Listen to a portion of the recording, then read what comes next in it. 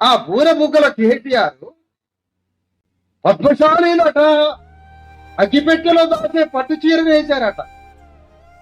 1,00,000 ఓట్లు సిరిసిల్లాలో పద్మశాలి ఓట్లు ఉంటే నువ్వు ఎట్లా పోటీ చేస్తావురా సిరిసిల్ల నుంచి ఎమ్మెల్యేగా? భోషరికే సిగ్గు జ్ఞానం ఉన్నది ఉన్నావా అంటున్నా? నువ్వెట్లా పోటీ చేస్తావు?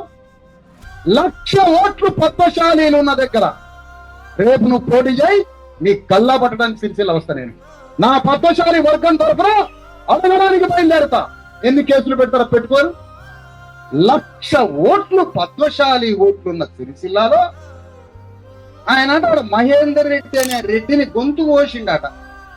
మహేందర్ రెడ్డి అంటే ఎప్పటి నుంచో టీఆర్ఎస్ లో ఉన్నాడు. కేటీఆర్ ఎమ్మెల్యేలు అందరూ ఆ మహేందర్ రెడ్డి అంటే అభిమానం. మహేందర్ రెడ్డి గొంతు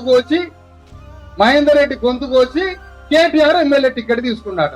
మరి పద్మశాలిల గొంతు కోయలేదా? 1,00,000 ఓట్లు పద్మశాలి సిరిసిల్ల. నెలకొకడు ఆత్మహత్య చేసుకుని సత్యం. ఎవరి వల్ల? నేను అసెంబ్లీలోకి పోవడం వల్ల మా వాటా తీసు. అదే మా పద్మశాలి వాడు అసెంబ్లీలోకి పోతే, స్వతంత్రుడైన పద్మశాలి సిరిసిల్ల నుంచి అసెంబ్లీలోకి పోతే నా పద్మశాలిల వాటా అంతా యుద్ధం చేసి ఆ వాటా ప్రకారం 1,000 కోట్లు 5,000 కోట్లు తీసుకొచ్చి నా జాతికి పంచినట్టయితే నా పద్మశాలి సోదరులు ఆత్మహత్య చేసుకోకుండా పోయినట్టు.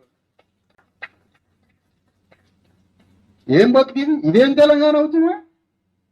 ఇదేం ఉద్యమం అంటాను? ఇదేనా కోదండరాం పాఠం చెప్పేది? కోదండరామరెడ్డి